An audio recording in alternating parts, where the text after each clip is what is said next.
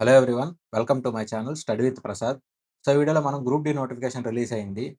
So, group D notification గురించి మాట్లాడదాం అనమాట. అలాగే ఇందులో ఏమేం చెప్తానంటే నేను ఏజ్ లిమిట్ మనకేంది, ఎలిజిబిలిటీ, అలాగే డాక్యుమెంట్స్ వాటికి సంబంధించినయి విత్ ప్రూఫ్ అనమాట. అంటే మీకు డాక్యుమెంట్స్ కాపీస్ ఉంటాయి కదా! సో, అవి కూడా ఇక్కడ మీకు వీడియోలో చూపిస్తాను.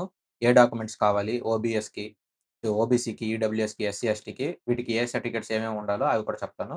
అలాగే సిలబస్, సీసీఏఏ క్యాండిడేట్స్ సో, వీళ్ళ గురించి, అలాగే జోన్ వైస్ వేకెన్సీ ఎంతుంటుంది ఇవన్నీ చెప్తాను. సో, ఇక్కడ అన్నిటికంటే ముందు మీరు ఈ అప్లికేషను ఇక్కడ ఫస్ట్ మీరు అప్లికేషన్ వెంటనే ఫార్మ్ ఫిలప్ చేయొద్దు. ఫస్ట్ ఇది చెక్ చేయండి. ఇప్పుడు మనది 10థ్ క్లాస్ కానీ, లేదంటే ఈక్వివలెంట్ సర్టిఫికేట్ ఉంటుంది కదా! సో, మన 10థ్ బర్త్‌డే. ఇందులో మీ బర్త్‌డే ఏదుంటుందో అదే ఫైనల్ అవుతుంది. సో, 10థ్‌లో ఉన్న దాంట్లోనే మీరు ఆధార్ కార్డ్ కూడా మీ 10థ్ ప్రకారం మార్పిచ్చుకోండి. సో, మీరిప్పుడు అప్లికేషన్ ఫార్మ్‌లో ఫిలప్ చేసేటప్పుడు మీ బర్త్‌డే అడుగుతారు. అందులో మీరు ఏది ఎంటర్ చేయాలంటే 10థే ఎంటర్ చేయాలి. సో, 10థ్ కాకుండా మీరు మీ ఒరిజినల్ ఎంటర్ చేసినా, లేదంటే వేరేదే ఎంటర్ చేసినా కానీ ఇక్కడ ఏమవుతుందని చెప్తున్నా డైరెక్ట్‌గా డిస్‌క్వాలిఫికేషన్ అంట. అంటే మీరు జాబ్ కొట్టినా గాని మీకివ్వరు. ఏదన్నా డేట్ ఆఫ్ బర్త్‌లో గనక తేడా ఉంటే. అది వాడు చెప్తున్నాడు. So, date of birth enter చేసేటప్పుడు జాగ్రత్తగా చెక్ చేయండి. మీ 10థ్ క్లాస్ డేట్ ఆఫ్ బర్త్‌లో ఏముందో అదే ఎంటర్ చేయండి. ఇప్పుడు ఫిబ్ 10థ్ వరకు మనకి గ్రూప్ డి ఎగ్జామ్స్ ఉన్నాయన్నమాట. లాస్ట్ డేట్ ఇది ఫిబ్ 10థ్. సో, ఇక్కడ గ్రూప్ డి ఎగ్జామ్స్ కంప్లీట్ అయిపోయిన తర్వాత ఒక 1 వీక్‌కి మనకి ఫిబ్రవరి 17థ్‌కి ఆన్సర్ కీ వస్తుంది. సో, దీని తర్వాత మనం అప్లై చేసుకుందాం. ఎందుకు దీని తర్వాత అప్లై చేసుకుందాం అంటే, ఇప్పుడు మీకు యావరేజ్ మార్కులు ఎట్టా వస్తున్నాయి. సో, ఏ జోన్ ప్రకారం మనం అప్లై చేసుకోవచ్చు. ఇవన్నీ మీకు ఆన్సర్ కీ వస్తే కొంచెం ఒక రఫ్ ఐడియా ఉంటుంది. సో, ఇప్పుడు మీరు అప్లై చేసినా చేయగలిగిందేమి లేదు కాబట్టి, ఫిబ్రవరి 17 తర్వాత అప్లై చేయండి. ఆన్సర్ కీ వస్తుంది. దాన్ని బేస్ చేసుకొని మనం అప్లై చేసుకోవచ్చు. ఇక్కడ అలాగే మీరు లాసిక్ ఐ సర్జరీ ఉంటుంది కదా! సో, కంటికి సంబంధించిన సర్జరీ మీరేమన్నా చేసుకున్నారంటే, మీరు ఏ2, ఏ3 పోస్ట్‌లకి ఎలిజిబుల్ అవ్వరు. సో, ఇది ఏ2, ఇది ఏ3 మెడికల్ అనమాట. సో, ఇది 6/9 ఉంటుందిక్కడ. సో, ఇక్కడ 6/9 ఉంటుంది. డిస్టెన్స్ అంటే దూరం నుంచి చూసేదానికైతే దగ్గరదైతే మాత్రం 0.6 ఉంటుంది. సో, ఇక్కడ ఈ మెడికల్‌కి మీరు కరెక్ట్‌గా అర్హులా? కాదా? అనేది ఒకసారి చెక్ చేసుకోండి. ఏ2, ఏ3 కైతే మాత్రం ఐ సర్జరీ చేయించుకున్నారంటే మీరు ఎలిజిబుల్ కాదు. ఇప్పుడు అలాగే మనకి ఏజ్ లిమిట్. ఇప్పుడు ఏజ్ లిమిట్‌లో ప్రకారం ఇక్కడ ఫస్ట్ జాన్యువరి 2026 దీన్ని బేస్ చేసుకొని చూస్తారనమాట. సో, ఇప్పుడు యూఆర్‌కి, ఈడబ్ల్యూఎస్‌కి ఏజ్ రిలాక్సేషన్ ఏమీ ఉండదు. సో, వాళ్ళకి ఇప్పుడు ఫస్ట్ జాన్యువరి 2026 నుంచి లెక్కేసుకుంటే వాళ్ళు ఫస్ట్ జాన్యువరిలో పుట్టినా కానీ మీరు ఎలిజిబుల్ కాదు. సెకండ్ జాన్యువరి ఫస్ట్ ఇక్కడ మనకి సెకండ్ జాన్యువరి 1993 అన్నాడు. సో, ఇది యూఆర్‌కి అలాగే ఈడబ్ల్యూఎస్‌కి. సో, దీనికంటే ముందు దీని డేట్ కంటే ముందు అంటే ఇప్పుడు సపోజ్ 1/1/1999 అనుకోండి. దీనికంటే ఒక రోజు ముందు. సో, మీరేమవుతారంటే నాట్ ఎలిజిబుల్. ఇక్కడ వాడేం చెప్తున్నాడు? నాట్ బోర్న్ ఎర్లియర్ దెన్ అంటే దీనికంటే ముందు పుట్టుండకూడదు. ఒక రోజు పుట్టినా కానీ ఎలిజిబుల్ కాదు. ఈ డేట్‌ల తర్వాత పుట్టినోళ్ళు లేదంటే ఈ డేట్‌లో పుట్టినోళ్ళు మాత్రమే ఎలిజిబుల్. సో, ఇప్పుడు మినిమమ్ డేట్ ఎంత? సో, మినిమమ్ డేట్ ఎంతంటే 1 జాన్యువరి 2008. సో, దీని తర్వాత పుట్టిన వాళ్ళు మాత్రమే ఎలిజిబుల్. దీని తర్వాతే పుట్టాలి. అంటే దీని తర్వాత అంటే మీకు దీనికి ముందు పుట్టుండాలి. 2008 కంటే ముందు పుట్టుండాలి. So, first January last date. First January దానికంటే ఇంకా ముందే పుట్టుంటే అంటే 2007 ఇలా బ్యాక్‌కెళ్ళాలన్నమాట. సో, మీరు సెకండ్ జాన్యువరి 2008లో పుట్టినారంటే మీరు ఎలిజిబుల్ కాదు. సో, ఇదొకటి చెక్ చేసుకోండి. అలాగే మీకు ఒక ఏజ్ రిలాక్సేషన్ ఇస్తారు కదా మనకి. సో, ఈ ఏజ్ రిలాక్సేషన్ అనేది ఒకదానికంటే ఎక్కువ సార్లు కూడా మీకు ఎలిజిబిలిటీలో ఉండొచ్చు. అంటే మీరిప్పుడు విడో అయ్యుండొచ్చు. అలాగే మీరు ప్రీవియస్‌గా రైల్వేస్‌లో వర్క్ చేసుండొచ్చు. అలా మీకు రైల్వే ఎంప్లాయీస్‌కి మీకు సెపరేట్‌గా ఏజ్ రిలాక్సేషన్ వస్తుంది. విడోస్‌కి ఏజ్ రిలాక్సేషన్ వస్తుంది. అలా మీరు 1 కంటే ఎక్కువ గ్రౌండ్‌లో గనక మీరు గనక ఏజ్ రిలాక్సేషన్ వస్తే మీకు ఇలా క్యుములేటివ్‌గా రాదంటున్నాడు. అంటే అందులో 5, ఇందులో 5 అంటే మొత్తం కలిపి మీకు రాదు. ఏదో ఒకటే వస్తుంది. అది కూడా మీరు మాక్సిమం ఏజ్ ఎంత లిమిట్ ఎందులో ఎక్కువ ఏజ్ లిమిట్ వస్తుందో అదే తీసుకునేటట్టు ఉంటుంది. నెక్స్ట్ ఇప్పుడు SC, ST, OBC, non creamy layer క్యాండిడేట్‌లున్నారు కదా! సో, వీళ్ళేం చేస్తారంటున్నారు? UR vacancies will not be eligible to get any age relaxation. ఎందుకంటే ఇక్కడ మనకి ఎస్సీ, ఎస్టీ వాళ్ళకి 5 సంవత్సరాలు ఏజ్ రిలాక్సేషన్ ఇస్తారు. ఓబీసీ వాళ్ళకి 3 సంవత్సరాలు ఏజ్ రిలాక్సేషన్ ఇస్తారు. ఇప్పుడు వీళ్ళు గనక యూఆర్ వేకెన్సీల కింద అప్లై చేశారనుకోండి. సో, మీరు యూఆర్ కింద అంటే జనరల్ కేటగరీలో పోయి మీరు అప్లై చేద్దాం అనుకున్నారు. మీరలా అప్లై చేస్తే మీకు ఏజ్ లిమిట్ అనేది రాదు. సో, మీకు ఏజ్ రిలాక్సేషన్ రాదు. మీరు ఏజ్ లిమిట్ లోపలే ఉన్నారు. ఎస్సీ, ఎస్టీ, ఓబీసీ వాళ్ళు మీరు యూఆర్ సైడ్ అప్లై చేయాలనుకుంటే అప్లై చేసుకోవచ్చు. కానీ మీకు ఏజ్ రిలాక్సేషన్ అయితే రాదు. అది వాడు చెప్తున్నాడు. నెక్స్ట్ అలాగే పీడబ్ల్యూబీడీ candidates applying against UR vacancies. So, ఇప్పుడు పీడబ్ల్యూబీడీ క్యాండిడేట్స్ యూఆర్ వేకెన్సీస్ పైన అప్లై చేస్తున్నారనుకోండి. వీళ్ళకి ఏజ్ రిలాక్సేషన్ వస్తుంది. సో, వీళ్ళకి ఏజ్ రిలాక్సేషన్ పీడబ్ల్యూబీడీ వాళ్ళకి ఏజ్ రిలాక్సేషన్ ఉంటుంది కదా! అక్కడ ఏజ్ రిలాక్సేషన్ ఎలా వస్తుందో ఇక్కడ కూడా మీకు ఏజ్ రిలాక్సేషన్ వస్తుంది. మీరిక్కడ యూఆర్ ఓన్లీ అయినా కానీ. అలాగే ఇక్కడ person with bench mark disabilities ఉన్నాయి కదా! సో, వీళ్ళకి ఓబీసీ అయితే, ఎస్సీ, ఎస్టీ అయితే ఇక్కడ ఏజ్ రిలాక్సేషన్స్ ఇచ్చున్నారు. ఒకవేళ మీరు గ్రూప్ సి గాని, గ్రూప్ డి గాని రైల్వే ఎంప్లాయీస్‌గా వర్క్ చేసి కంటిన్యూయస్‌గా ఒక 3 years minimum 3 years of service ఉంటే మీకు ఏజ్ రిలాక్సేషన్ ఇలా వస్తుంది. అదే ఒకవేళ working in quasi administration of ఇప్పుడు రైల్వే క్యాంటీన్‌లో గాని, ఇలా మీరు రైల్వేస్‌కి సంబంధించిన వాటిల్లో మీరేమన్నా వర్క్ చేస్తుంటే, సో, ఒక 5 ఇయర్స్ కానీ, లేదంటే లెంత్ ఆఫ్ సర్వీస్ అంటున్నాడు. ఈ రెండిట్లో ఏదో ఒకటి తక్కువ. సో, మీరు ఆ రెండిట్లో ఏది తక్కువైనా పర్లేదు అది తీసుకోవచ్చు. అంటే ఇప్పుడు మీ సర్వీస్ లెంత్ 3 ఇయర్స్ అనుకోండి. మీరు 5 సంవత్సరాలు పనిచేశారనుకోండి. సో, రెండిట్లో మీరు ఏదో ఒకటి చెక్ చేసుకోవచ్చు. ఒకవేళ లెంత్ ఆఫ్ సర్వీస్ కంప్లీట్ అయిపోయిందనుకోండి, లెంత్ ఆఫ్ సర్వీస్ తీసుకోండి. లేదా 5 సంవత్సరాలు ఉందనుకోండి, 5 సంవత్సరాలు తీసుకోండి. అలాగే ఇప్పుడు విడోస్ కానీ, డైవర్స్ తీసుకున్న వాళ్ళు కానీ, లేదంటే చట్ట ప్రకారం విడిపోయిన వాళ్ళు కానీ, వాళ్ళేమంటున్నాడు మ్యారేజ్ చేసుకోకూడదు, రీమ్యారేజ్ చేసుకోకూడదు. వాళ్ళకి కూడా ఏజ్ రిలాక్సేషన్ అనేదుంది. 35, 38, 40 అనమాట. ఇది కూడా చెక్ చేసుకోండి. అలాగే సీసీఏఏ క్యాండిడేట్స్. సో, ఇది సీసీఏఏ క్యాండిడేట్స్‌కనమాట. సో, సీసీఏఏ క్యాండిడేట్స్ మీరు ట్రైనింగ్‌లో ఉంటే, ఇది ట్రైనింగ్‌లో ఉన్నప్పుడు. సీసీఏ క్యాండిడేట్స్ ట్రైనింగ్‌లో ఉన్నప్పుడు మీకు రిలాక్సేషన్ ఎంతొస్తుందంటే అప్రెంటిస్ ట్రైనింగ్‌లో మీరెంత టైం పెట్టున్నారు? సో, ఇప్పుడు ఒక 1 ఇయర్ కంప్లీట్ చేశారనుకోండి. ఒక 1 ఇయర్ కంప్లీట్ చేశారనుకోండి. మీకు 1 ఇయర్ వచ్చేది ఏజ్ రిలాక్సేషన్ క్లెయిమ్ చేయొచ్చు. అలాగే ఓబీసీ, ఎన్‌సీఎల్ అనుకోండి. వీళ్ళకి మాక్సిమం ఎంత అంటున్నాడు 6 ఇయర్స్. అంటే మీకు అప్రెంటిస్ మాక్సిమం 3 ఇయర్స్. అలాగే మీకు ఓబీసీ 3 ఇయర్స్. 3+3 6 వచ్చిద్ది. అలా మీరు మాక్సిమం ఇన్ని ఇయర్స్ క్లెయిమ్ చేయొచ్చని చెప్తున్నాడు. ఇది మీకు ట్రైనింగ్‌లో ఉంటే. ఒకవేళ మీది ట్రైనింగ్ కంప్లీట్ అయిపోయింది. మీరు 25 ఇయర్స్ ఏజ్ లోపలే మీరు కనుక సీసీఏఐ కంప్లీట్ చేశారనుకోండి. మీకు యూఆర్, ఈడబ్ల్యూఎస్ వాళ్ళకి 35 ఏజ్ రిలాక్సేషను. ఓబీసీ వాళ్ళకి 38, ఎస్సీ, ఎస్టీ వాళ్ళకి 40 వచ్చిద్దంటున్నాడు. సో, జనరల్‌గా మనకి 33 వస్తుంది. ఇక్కడ మనకి 33 కంటే ఇంకా ఎక్కువొస్తుంది. సో, అది మీకు ఎక్స్‌ట్రా 2 ఇయర్స్ వస్తుందిక్కడ. ఇప్పుడు ఓబీసీ సర్టిఫికేట్స్ ఏ డేట్స్‌లో తీసుకోవాలని ఉంది కదా! 1 ఏప్రిల్ 2025. సో, దీని నుంచి తీసుకోవాలి. దీనికంటే పాతవేమన్నా ఉన్నాయంటే అయి పనికిరావు.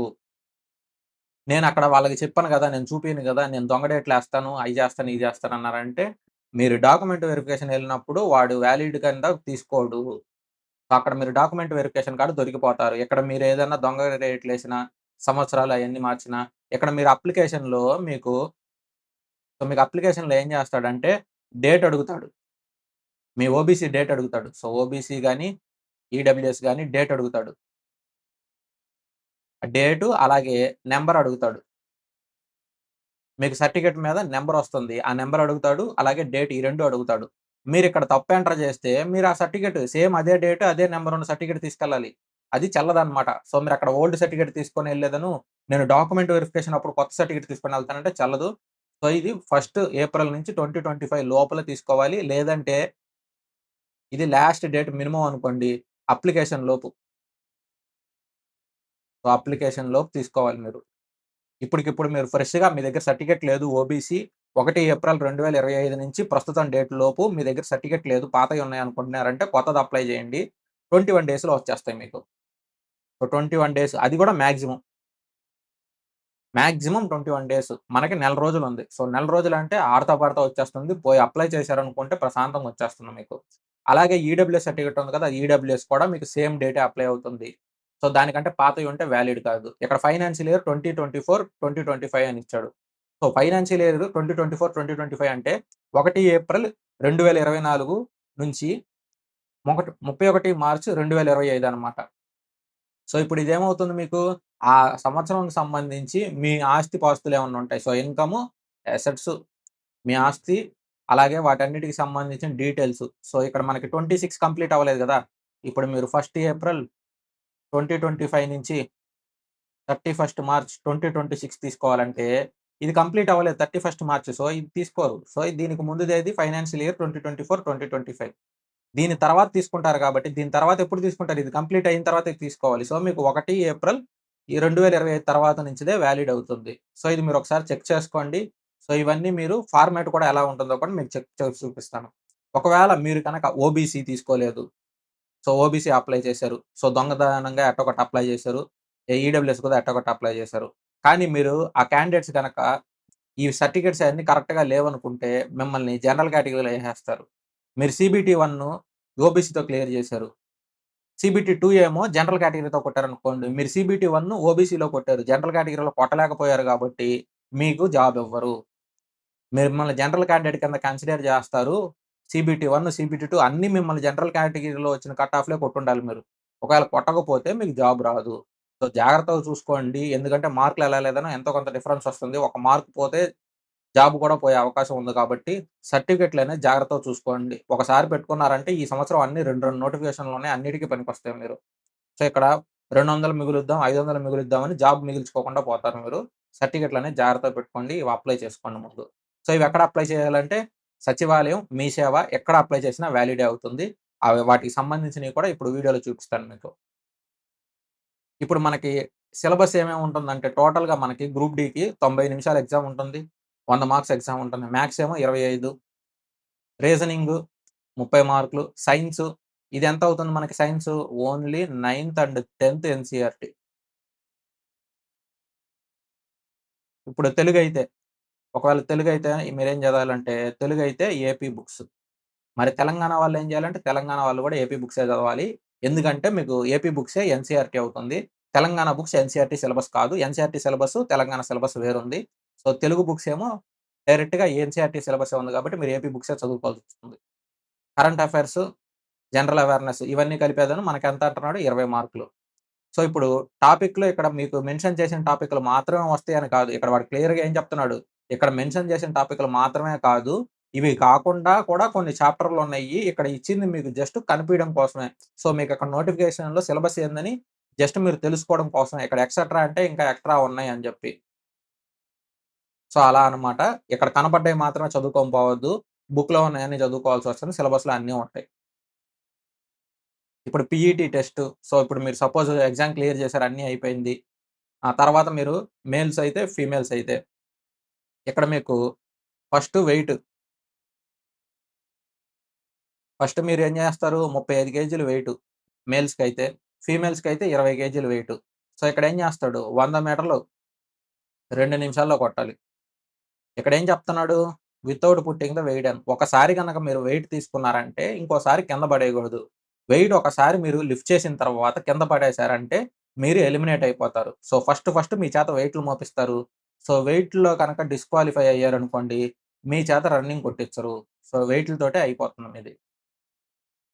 ఇది అయిపోయిన తర్వాత రెస్టు. కొద్దిగా సేపు రెస్ట్ ఇస్తారు. సో, తర్వాత ఏం జేస్తారు రన్నింగు. వెంటనే కొట్టియరు. సో, కంగారేం పడొద్దు. మనకి ఇది చానా టైమ్ ఉంటుంది. సీబీటీ 1 ఎగ్జామ్ రాసిన తర్వాత 2 మంత్స్‌కేమో రిజల్ట్ వస్తుంది. సో, 2 మంత్స్ పైన టైమ్ ఉంటుంది కాబట్టి ప్యూర్‌గా ఎగ్జామ్ మీదే ఫోకస్ పెట్టండి. ఎగ్జామ్ వచ్చిన తర్వాత మీరు దాన్ని బేస్ చేసుకొని ఏదైనా మీరు రన్నింగ్‌లయన్నీ తర్వాత చూసుకోవచ్చు. ప్రెజెంట్ ఓన్లీ ఎగ్జామ్ కొట్టడం మీదే ఫోకస్ పెట్టుకోండి.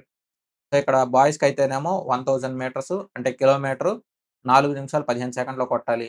సో, లేడీస్‌కనుకోండి 1000 మీటర్లు 5 నిమిషాల 40 సెకండ్‌లో కొట్టాలి. వీళ్ళకి 20 కేజీలు 100 మీటర్లని 2 నిమిషాల్లో. సో, ఇక్కడ సేమ్ అవుతుంది. కాకపోతే ఇక్కడ వెయిట్ తగ్గిస్తారు అంతే అన్నమాట. సో, ఇక్కడ కూడా సేమ్ కండిషన్స్. ఇక్కడ మనకి ఆన్‌లైన్ అప్లికేషన్స్ ఉన్నాయి కదా! ఇక్కడ మీరు సైన్ పెట్టినప్పుడు మిమ్మల్ని రిజెక్ట్ చేసే అవకాశం ఉంది. లాస్ట్ టైము ఎన్‌టీపీసీ అప్పుడు అందరికి చాలా మంది రిజెక్ట్ అయినియి. వాళ్ళు ప్రీవియస్‌గా రైల్వే ఎగ్జామ్స్ రాసిన వాళ్ళయి కూడా రిజెక్ట్ అయిపోయినాయన్నమాట.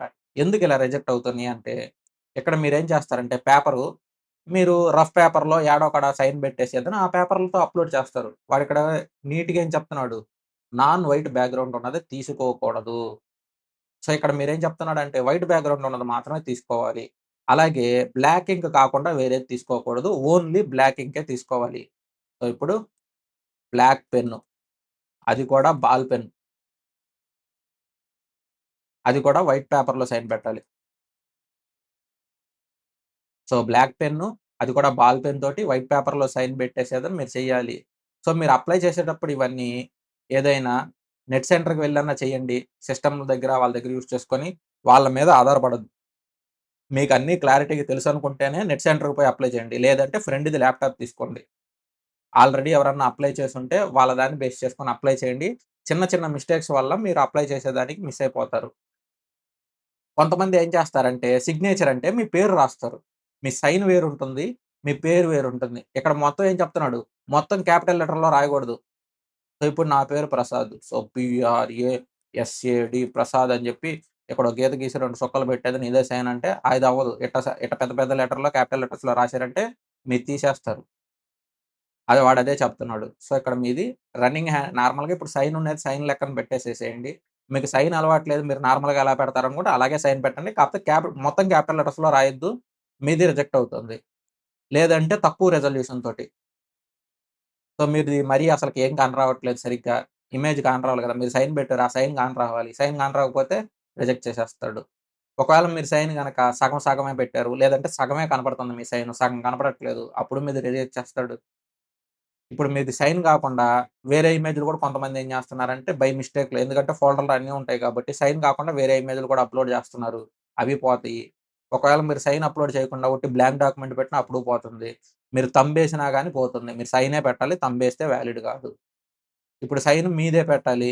మీ పేరుతో ఉన్నోళ్ళు వేరే వాళ్ళది సైన్ పెడతానంటే అదవ్వదు. ఎందుకంటే ఇక్కడ మీకేమవుతుంది ఆహ్, మీది డాక్యుమెంట్ వెరిఫికేషన్ అప్పుడు అన్ని చోట్ల మీరు ఏ టు జెడ్ అన్నీ చెక్ చేస్తారు. ప్రతి చోట సేమ్ సైన్ ఉంటుందనమాట. సో, సైన్ అనేది జాగ్రత్తగా చూసుకోండి. సైన్ మిస్ అయిపోయిందంటే అయిపోతారు. ఇక్కడ మనకి ఫోటో అనేది లైవ్ ఫోటో వస్తుంది. సో, లైవ్ ఫోటోలో మీరు ప్లెయిన్ బ్యాక్‌గ్రౌండ్ తోటి దిగండి. ప్లెయిన్ బ్యాక్‌గ్రౌండు అలాగే మీరు డార్క్ కలరు ఏదైనా డార్క్ కలర్ డ్రెస్ ఏసుకోండి. రంగులు రంగుల డ్రెస్సులేసుకోకుండా ప్లెయిన్ ఏసుకోండి. ఏదో ఒక ప్లెయిన్ షర్టో లేకపోతే టీ షర్టో ఏదో ఒకటి రంగు రంగులదేసుకోకుండా ప్లెయిన్‌దేసుకోండి. సో, డార్క్ కలర్‌ది మీరు టీ షర్ట్‌లేసుకున్నా ఓకే. ఏం గాదు. రంగు రంగులది డిస్ట్రాక్ట్ అవ్వకుండా మీ ఫేస్ అయన్నీ నీట్‌గా కానొచ్చేటట్టు లైవ్ ఫోటో దిగండి.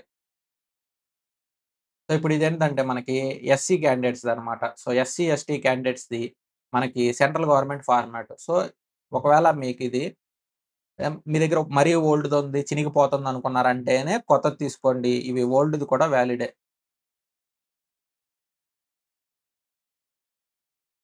ఓన్లీ ఈడబ్ల్యూఎస్, ఓబీసీ వాళ్ళకే లేటెస్ట్‌ది తీసుకోవాలి. ఎస్సీ, ఎస్టీ వాళ్ళకి మీరు స్టేట్ అయినా, సెంట్రల్ అయినా మీకు అన్నిటికి ఒకటే కాబట్టి, మీకు ఈ టైమ్ లిమిట్‌లు అలాంటివి ఏమి లేవు. మీకు ఓల్డ్‌వి కూడా వాలిడే అన్నమాట. ఫార్మాట్ ఒకసారి చెక్ చేసుకోండి. మీ సర్టిఫికేట్‌లో ఉన్న డీటెయిల్స్, ఈ డీటెయిల్స్ కరెక్ట్‌గా ఉన్నాయా లేదా, మ్యాచ్ అవుతున్నాయా లేదా చెక్ చేసుకోండి. ఫార్మాట్ సరిగ్గా లేదనుకుంటే ఒకసారి మీ సేవలో అప్లై చేయండి. వన్ టైమ్ తీసుకున్నారంటే మీకిది లైఫ్ లాంగ్ వాలిడ్ ఉంటుంది. సో, ఒకే ఒక్కసారి ఈ ఫార్మాట్‌లు ఇయన్నీ చెక్ చేసుకోండి నిదానంగా. ఇది లేదు అనిపించిందంటే పోయి ఒకసారి అప్లై చేసి వన్ టైమ్ తీసుకోండి. మీరు అన్ని ఎగ్జామ్స్‌కి సరిపోతుంది. ఇక్కడైతే మాత్రం మీరు కకృతిన పడొద్దు. చాలా మంది ఏం చేస్తున్నారంటే పాత సర్టిఫికేట్‌లున్నాయి. కొంతమంది సరిగ్గా సర్టిఫికేట్‌లు లేవు. సో, క్యాస్ట్ సర్టిఫికేట్‌కి బదులుగా ఇన్‌కమ్ సర్టిఫికేట్, నేటివిటీ సర్టిఫికేట్‌లు ఎట్లాంటివి పట్టుకొని వస్తున్నారు. ఎగ్జామ్ అప్లై చేసిన తర్వాత డాక్యుమెంట్ వెరిఫికేషన్ అప్పుడు తీసుకుంటామని కొంతమంది అనుకున్నారు. మీరు అప్లికేషన్ డేట్ లోపలే మీ దగ్గర సర్టిఫికేట్‌లు ఉండాలి. డాక్యుమెంట్ వెరిఫికేషన్ అప్పుడు కాదు. సో, మీరు అప్లై చేసేటప్పుడే మీ దగ్గర సర్టిఫికేట్‌లుండాలి. అలాగే మీకు గనక రైల్వే పాస్ కావాలంటే వీటిల్ని సైన్ చేసేదను వీటిని స్కాన్ చేసి మీరు అప్‌లోడ్ చేయాల్సొస్తుంది. మీ ఎస్సీ, ఎస్టీ సర్టిఫికేట్‌లు మీరు అప్‌లోడ్ చేస్తేనే మీకు రైల్వే పాస్ వస్తుంది. అందులో డీటెయిల్స్ అడుగుతారు. అప్లికేషన్ దాంట్లోనే మీరు రైల్వే పాస్ కావాలా? వద్దా? అని అడుగుతారు. సో, ఒకవేళ మీరు కావాలనుకున్నారంటే మీ ఎస్సీ, ఎస్టీ సర్టిఫికేట్ అందులో అప్‌లోడ్ చేసేదని మీరు తీసుకోవాల్సొస్తుందనమాట. ఇక్కడ మీకు OBC, non creamy layer. So, ఇది ఇక్కడ చూసారంటే మీకొకలాగుంది. కానీ మీరు ఓబీసీ డిజిటల్ తీసుకుంటారు గదా! సో, ఇప్పుడు డిజిటల్ సచివాలయంలో కానీ, మీ సేవలో కానీ, సో, ఇక్కడ డిజిటల్ కూడా మీకు సేమే ఉంటుంది. సేమే. ఇక్కడ మీకు ఎక్స్‌ట్రా లైన్సొస్తాయి అంతే. ఇక్కడ ఎక్స్‌ట్రా లైన్సొస్తాయి. మీరు డిజిటల్‌ది ప్రింట్ తీపిస్తే, ఇక్కడ ఎక్స్‌ట్రా లైన్‌లొస్తుంటాయి మీకు. మధ్యలో 5, 10 ఎక్స్‌ట్రా లైన్‌లొస్తాయి. సో, ఇది, అది సేమే. మీకు ఓన్లీ స్టేట్ అయితేనే మీకు ఈ బీసీ, ఏ, బి, సి, డి ఇలా మీకొస్తుంటాయనమాట. సో, ఇలా మీకొచ్చేది ఇది వాలిడ్ కాదు. ఇవి పనికిరావు. స్టేట్ పనికిరావు. ఇట్టా బీసీ, ఏ, బి, సి, డీలొచ్చేవి పనికిరావు. మీరు చూసుకోండి. ఈ ఫార్మాట్‌లో ఉండాలి. అందులో క్లియర్‌గా ఓబీసీ అని ఇదిగో ఓబీసీ ఎన్‌సీఎల్ అని మెన్షన్ చేసుంటుంది. మీరు మీ సేవలోకెళ్ళి నాకు ఓబీసీ నాన్ క్రీమీ లేయర్ కావాలి. సెంట్రల్ గవర్నమెంట్ జాబ్ కోసం అని చెప్పండి. వాళ్ళే చూసుకొని చేసిస్తారు. వాళ్ళకి మీ బర్త్ డేట్ జాగ్రత్తగా మెన్షన్ చేయండి. మీ బర్త్‌డే అనేది మీ ఆధార్ కార్డ్ ప్రూఫ్ ఇచ్చినా, ఏ ప్రూఫ్ ఇచ్చినా కానీ, ఆ ప్రూఫు మీ 10థ్ class date of birth match అయ్యేటట్టు చూసుకోండి. ఇక్కడ డేట్ ఆఫ్ బర్త్ కూడా మ్యాచ్ అయ్యేటట్టు చూసుకోండి. సో, డేట్ ఆఫ్ బర్త్ మీ ఆధార్ కార్డ్‌లో ఒకటి, మీ 10థ్ క్లాస్‌లో ఒకటి ఇలా పెట్టుకోవద్దు. అన్నీ 10థ్ క్లాస్‌కి మ్యాచ్ అయ్యేటట్టు సెట్ జేసుకోండి. మీరు ఫస్ట్ డేట్ మార్పించుకోండి. తర్వాత ఓబీసీ, ఎన్‌సీఈలు ఇయన్నీ అప్లై చేసుకోండి. అవన్నీ మీకు 1 డేలో అయిపోతాయన్నమాట.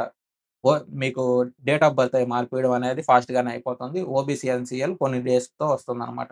మీరు మీ సేవలో గాని, సచివాలయంలో గాని అప్లై చేయొచ్చు. డిజిటల్‌దే అప్లై చేయండి. సో, డిజిటలే మీకు కావాల్సింది. డిజిటల్ తీసుకోండి. ఇక్కడ మాన్యువల్ ఒద్దు. సో, మాన్యువల్ అనేది తీసుకోవద్దిప్పుడు. ఎందుకొద్దంటున్నానంటే, ఇక్కడ డిజిటల్‌లోనే మీకిక్కడ పైన నంబర్ ఇస్తారు. ఇక్కడ పైన మీకు డిజిటల్ సర్టిఫికేట్‌లో ఇక్కడ నంబర్ ఇస్తారు.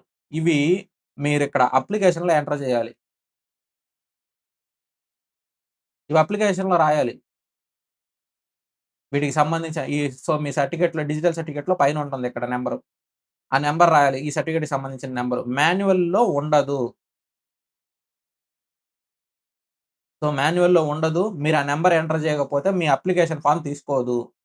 డిజిటల్ తీసుకోండి. Digital valid. ఇక్కడ లైన్ టు లైన్ నేను చదివిన తర్వాతే మీకు చెప్తున్నాను. ఇక్కడ line to line. So, this is to certify that same ఇదే ఫార్మాటు. ఒక్క అక్షరం కూడా మీకు పొల్లుపోదు. మొత్తం ఇక్కడ ఏమేమి ఉందో మొత్తం డిజిటల్‌లో కూడా ఉంటుంది. ఇక్కడ మధ్యలో ఎక్స్‌ట్రా లైన్‌లొస్తాయి అంత మాత్రమే. ఇది, అది 2 ఒకటే.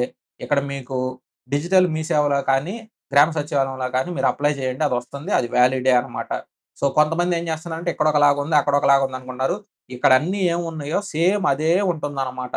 మధ్యలో ఎక్స్‌ట్రా లైన్‌లొస్తాయి. మీరు ఆ మధ్యలో ఎక్స్‌ట్రా లైన్‌లు చూసి భయపడిపోయేదను ఇది, అది వేరనుకోని అప్లై చేయట్లేదు కొంతమంది. సో, మాన్యువల్‌లో తీసుకోవద్దు. మీరు డిజిటల్ తీసుకోండి. సో, డిజిటల్ తీసుకుంటేనే మీకు అన్నీ ఉంటాయనమాట. ఇక్కడ సెల్ఫ్ డిక్లరేషన్ ఫార్మ్. కొంతమంది ఏం చేత్తన్నారంటే సెల్ఫ్ డిక్లరేషన్ కూడా తీసుకుంటాం అంటున్నారు. అసలు సెల్ఫ్ డిక్లరేషన్ మీకెందుకు? ఇదెప్పుడు మనకి? డీవీ అప్పుడు. మీది ఎగ్జామ్ మొత్తం క్లియర్ చేసి డాక్యుమెంట్ వెరిఫికేషన్ అప్పుడు. ఇది మీ గురించి మీరు రాస్తారు. మీ సైన్ ఇది. ఇక్కడ నేమ్ ఆఫ్ క్యాండిడేటు. ఇక్కడ మీ రిజిస్ట్రేషన్ నంబరు, ప్లేసు, డేటు. ఇవన్నీ మీరు ఫిల్ చేసి మీరు చేయాల్సింది. సో, మీరు ఫిల్ చేసి మీరు చేసేదానికి డాక్యుమెంట్ వెరిఫికేషన్ అప్పుడు మీరు చెప్పడానికి, సో, నేను పలానా వ్యక్తిని, నేను ఓబీసీలోనే ఉంటున్నాను. నేను వేరే క్యాస్ట్ గాదు. నాకు నాన్ క్రీమీ లేయర్‌లోకి అప్లై అవుతాను. నేను క్రీమీ లేయర్ కాదు అని చెప్పేదని మీరు సెల్ఫ్ డిక్లరేషన్ ఫార్మ్ ఇస్తున్నట్టు. ఇదెప్పుడు డాక్యుమెంట్ వెరిఫికేషన్ అప్పుడు చేసుకోవచ్చు. ఇప్పుడు అవసరం లేదిది. లేదు మీరు చేసుకుంటానంటే ఈ ఫార్మ్ తీసుకోండి. మీరే సైన్ పెట్టుకొని, మీరే అన్ని డీటెయిల్స్ అన్నీ ఫిల్ చేసేసుకొని మీ దగ్గరే పెట్టుకోండి. ఈ ఫార్మ్ మీరెప్పుడు తీసుకున్నా గాని అన్ని డీటెయిల్స్ మీరే ఫిల్ చేత్తారన్నప్పుడు ఇంకెందుకు మీకు కంగారు? సో, ఇది సెల్ఫ్ డిక్లరేషన్ ఫార్మ్ అనమాట. దీనికి దానికి సంబంధం లేదు. మీకు కావాల్సింది ఇది. OBC non creamy layer. ఇది కాదు. ఇది డాక్యుమెంట్ వెరిఫికేషన్ అప్పుడు మీరు వాడడుగుతాడు. సో, సెల్ఫ్ డిక్లరేషన్ ఫార్మ్ కూడా తీసుకురమ్మని. ఇదేమో మనకి ఈడబ్ల్యూఎస్‌దనమాట. సో, ఈడబ్ల్యూఎస్ ఫార్ము ఇక్కడ చెక్ చేసుకోండి. సో, ఇక్కడ మీరు చెక్ చేసుకున్నప్పుడు ఇక్కడ ఉన్న డీటెయిల్స్ అవి మ్యాచ్ అవుతున్నాయో చూసుకోండి. మీకు సెంట్రల్ గవర్నమెంట్ ఫార్మాట్ ఇది 2 సేమే అనమాట. ఇక్కడ మీరు ఈ డీటెయిల్స్ ఇవన్నీ సేమ్ వస్తాయి. ఈడబ్ల్యూఎస్ వాళ్ళు ఒకసారి అప్లై చేసేటప్పుడు చెక్ చేసుకోండి.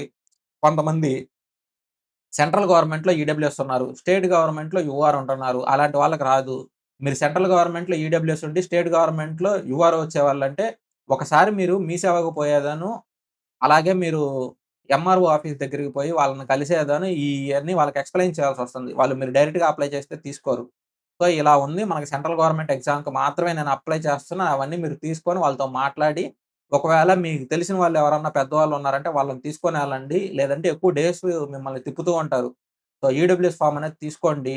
ఎలా లేదన్నా మీకు ఒక 4, 5 మార్కులు డిఫరెన్స్ ఉంది కాబట్టి అన్నిటికి హెల్ప్ అవుతుంది. సో, ఈడబ్ల్యూఎస్ మీరు ఎలిజిబుల్ అయితే ముందు ఈడబ్ల్యూఎస్ సర్టిఫికేట్ అప్లై చేసేసుకోండి. లేటెస్టే తీసుకోండి. సో, ఇదేమో మనకి డిజేబిలిటీ సర్టిఫికేట్ అనమాట. సో, కొంతమంది డిజేబిలిటీ సర్టిఫికేట్ ముందు కావాలా? వెనక్కి కావాలని ఆళ్ళు అడుగుతున్నారు. సో, ఇది డిజేబిలిటీ ఓన్లీ 1 అయితే అన్నమాట. సో, ఇది మల్టిపుల్. ఒకటి కంటే ఎక్కువ డిజేబిలిటీస్ ఉంటే ఇదనమాట. ఓన్లీ ఒక డిజేబిలిటీ ఉంటే మీకిదవుతుంది. సో, ఈ ఫార్మ్‌లు చెక్ చేసుకోండి. ఈ ఫార్మ్‌కి సంబంధించినయన్ని చెక్ చేసుకొని మీరు అప్లై చేసుకోండి. సో, ఇవన్నీ ఎక్కడుంటాయంటే మీకు నోటిఫికేషన్‌లోనే లాస్ట్ పేజెస్‌లో ఉంటాయనమాట. ఇప్పుడు నోటిఫికేషన్‌లో మనకి జోన్ వైస్ వేకెన్సీ ఇక్కడ మీరు చూసుకున్నారట్టయితే న్యూఢిల్లీ 3600, ముంబై ఏమో 2800, 2000. సో, ఇక్కడ మనకి మన జోన్ ఎక్కడుంది? సో, మన జోన్ ఎక్కడుందంటే ఇదిగోండి సికింద్రాబాద్.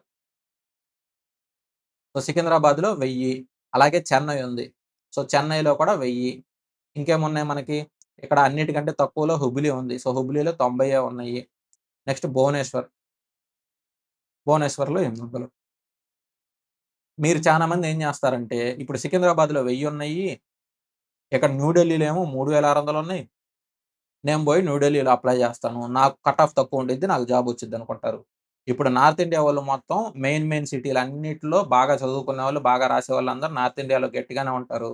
సో, మీరు ఆడకు పోయి అప్లై చేసి అయన్నీ చెయ్యాలన్నా కానీ 5 ఇయర్సో, 10 ఇయర్సో మీరక్కడ వర్క్ చేయాల్సొస్తుంది. తర్వాత మీరు ట్రాన్స్‌ఫర్ మీద మ్యూచువల్ ట్రాన్స్‌ఫర్ మీదే మీరు మన జోన్‌కి రావాల్సొస్తుందనమాట. సో, అక్కడ ప్రమోషన్‌లు అయన్నీ చెక్ చేసుకొని మీరు మళ్ళీ మన ఊరు రావాలంటే చానా ఎక్కువ టైం పడుతుంది. ఒకవేళ మీరు జాబొచ్చినా గానీ, అన్నిటికి కొద్దిగా ముందు వెనక ఆలోచించుకోండి. కట్ ఆఫ్‌లనేది నార్త్ ఇండియాలో ఎప్పుడు ఎక్కువే ఉంటాయి. అక్కడ వేకెన్సీలు ఎంత ఎక్కువుంటాయో కట్ ఆఫ్‌లు కూడా అంతే ఉంటాయి. పెద్దేం తక్కువుండవు. సో, ఇక్కడ మనకి మార్కులు తక్కువున్నా గానీ కొంచెం సరిపోతుంది మనకి. ఈ మార్క్స్‌కి, ఈ వేకెన్సీలకి సరిపోతుంది. మీరు ఇక్కడ చెన్నై జోన్ గాని, సికింద్రాబాద్ గాని, భువనేశ్వర్ గాని, హుబ్లీ గాని వీటికి సంబంధించి ఏదో ఒకటి చెక్ చేసుకోవచ్చు. సో, అలాగే మనకి సికింద్రాబాద్ జోన్ ఉంది గదా! సో, ఇప్పుడు సికింద్రాబాద్ జోన్‌లో పాయింట్స్ మెన్. సో, ఇక్కడ పాయింట్స్ మెన్ ఉంది చూడండి 9లో. సో, టోటల్ వేకెన్సీలు ఎన్నున్నాయంటే 128 ఉన్నాయి. మీరు ఎక్కడ చూసుకోవాలంటే ఈ 128 చూసుకోకూడదు. కేటగిరీ. సో, మీ కేటగిరీ ఏది? మీ కేటగిరీలో చెక్ చేసుకోవాలి. ఇప్పుడు నేను ఓబీసీ. సో, ఓబీసీ అంటే ఇదిగోండి 29 వేకెన్సీలున్నాయి. అంటే ఈ 29 మందితో నేను పోటీ పడాలన్నట్టు. సో, ఆ టైప్‌లో చెక్ చేసుకోవాలి. ఒకవేళ మీరిక్కడ ట్రాక్ మెయింటైనర్ ఉంది. సో, మినిమమ్ ఏదో ఒక జాబ్ గావాలి. సో, 170 పోస్టులున్నాయి ఇక్కడ. అలాగా మీరు అప్లై చేసుకునేటప్పుడు మీ వేకెన్సీలు ఎన్నున్నాయి. సో, మీరు ఎస్సీ, ఎస్టీ అయితే ఎస్సీలో చెక్ చేసుకోండి. ఓబీసీ అయితే ఓబీసీలో, ఈడబ్ల్యూఎస్ అయితే ఈడబ్ల్యూఎస్‌లో. సో, మీరు వేకెన్సీలు ఎలా చెక్ చేసుకోవాలంటే మీ దాంట్లో మీ ఫేవరెట్ పోస్ట్ ఏదుంది? వాటికి సంబంధించిన పోస్టులెన్నున్నాయి? ఓవరాల్‌గా ఎన్నున్నాయి? వాటిలతో పాటు కంపేర్ చేసుకోవచ్చు. ఇప్పుడు ఇక్కడ చెక్ చేసుకున్నారంటే సికింద్రాబాద్ కదా ఇది. ఇక్కడ చూసారంటే చెన్నై. సో, చెన్నైలో పాయింట్స్ మెన్ ఇక్కడ 55 ఉంది. మరి ఇక్కడ ఎన్నున్నాయి మనకి? 29 ఉన్నాయి. ఇక్కడేమో 150 ఉన్నాయి. Track maintainer. అక్కడ ఎన్నున్నాయి? 170 ఉన్నాయి. అంటే ఓవరాల్‌గా కట్ ఆఫ్ అనేది మీకు సికింద్రాబాద్‌లో తక్కువుండొచ్చు. ఎందుకంటే ఇక్కడ మినిమమ్ లీస్ట్ పోస్ట్ అనేది 170 ఉన్నాయి గాబట్టి. ఇక్కడ మీకు మెయిన్ పోస్ట్‌లు ఇక్కడ 55 ఉన్నాయి. సో, మెయిన్ పోస్ట్‌లకే మీకు ఎక్కువ మంది పోటీ పడతారు. నార్త్ ఇండియా వాళ్ళు కూడా మెయిన్ పోస్ట్‌ల కోసమే మీకు వేరే జోన్‌లో అప్లై చేస్తారు. సో, మెయిన్ పోస్ట్‌ల గురించి అందరూ పోటీ పడుతుంటారు కాబట్టి, మీకు చెన్నైలోనే ఎక్కువ కట్ ఆఫ్ పోతుంది. ఇక్కడ సికింద్రాబాద్ జోన్ కంటే. సో, మీరు వేకెన్సీలు అయ్యేయి చూసుకోకుండా డైరెక్ట్‌గా ఓవరాల్ వేకెన్సీలు చూసుకోకుండా మీరు అప్లై చేశారంటే మాత్రం ఇబ్బంది పడతారు. ఈ జాగ్రత్తగా చూసుకోండి ఒకసారి. రేపు గ్రూప్ డి ఆన్సర్ కీ వచ్చాక అప్పుడు అప్లై చేద్దురు. మీకు ఒక రఫ్ ఐడియా వస్తుంది. సో, యావరేజ్ మార్క్స్ ఎంతొస్తున్నాయి వాటిని బేస్ చేసుకొని అప్పుడు చూసుకోవచ్చు. ఇది భువనేశ్వర్‌కి. సో, భువనేశ్వర్ జోన్‌లో ఇక్కడ కూడా మనకి పాయింట్స్ పైన 45, ఇక్కడేమో 107. సో, ఇక్కడ మీరు ఓవరాల్‌గా ఇక్కడ 400, 163, ఇక్కడేమో 500, ఇక్కడ 240 ఉన్నాయి. సో, మీరిలా చెక్ చేసుకోవచ్చు. మీకు ఏ పోస్ట్ నచ్చిందంటే ఆ పోస్ట్ ప్రకారం చూసుకోవచ్చనమాట. ఇక్కడ మీరు చూసారంటే ఎస్ఎన్‌టీ పోస్టులు ఇదిగోండి. ఎస్ఎన్‌టీ పోస్టులు ఎక్కడున్నాయి? ఇక్కడున్నాయి. ఎస్ఎన్‌టీ ఒక 43 ఉన్నాయి. ఇక్కడ ఎస్ఎన్‌టీ ఎన్నున్నాయి? రెండే ఉన్నాయి చెన్నైలో. ఇక్కడేమో 19. సో, టోటల్‌గా ఎన్నున్నాయి? 75. ఎస్ఎన్‌టీ పోస్టులు కూడా సికింద్రాబాద్‌లో బానే ఉన్నాయన్నమాట. సో, ఇలా మీరు చెక్ చేసుకుంటే నెక్స్ట్ ఇక్కడ లాస్ట్ హుబ్లీ అనమాట. సో, హుబ్లీ ఇది బెంగుళూరు ఇది కర్ణాటక వస్తుంది మీకు. సో, కర్ణాటకకి సంబంధించి వేకెన్సీలనమాట. ఇక్కడ మీకు మరీ తక్కువే ఉన్నాయి. పాయింట్స్ మెన్ గాని, ట్రాక్ మెయింటైనర్ గాని అన్నీ తక్కువే ఉన్నాయి. సో, ఇక్కడ అప్లై చేసేవాళ్ళు కూడా తక్కువ మందే ఉంటారు. మరీ పోటీ ఎక్కువుండదు. అలా అని కట్ ఆఫ్‌లేం తక్కువ ఉండకపోవచ్చు. ఎందుకంటే అప్లై చేసినోళ్ళందరూ గట్టిగా రాసి మంచి మార్కులు తెచ్చుకున్నారంటే వాళ్ళకి పెరుగుతాయి. సో, ఓవరాల్‌గా ఇదనమాట నోటిఫికేషన్‌కి సంబంధించి. డాక్యుమెంట్స్ అయన్నీ ఒకసారి గట్టిగా చూసుకోండి. మీరు ఆవేశంగా డేట్‌లు అయన్నీ తప్పున్నా ఎలా పడితే అలా అప్లై చేయొద్దు. 10థ్ క్లాస్ డేట్ ఆఫ్ బర్త్ అన్నీ జాగ్రత్తగా చెక్ చేసుకొని అప్లై చేయండి. Thank you everyone for watching the video. Video నచ్చినట్టయితే లైక్ చేయండి. అలాగే మీ ఫ్రెండ్స్‌కి కూడా షేర్ చేయండి.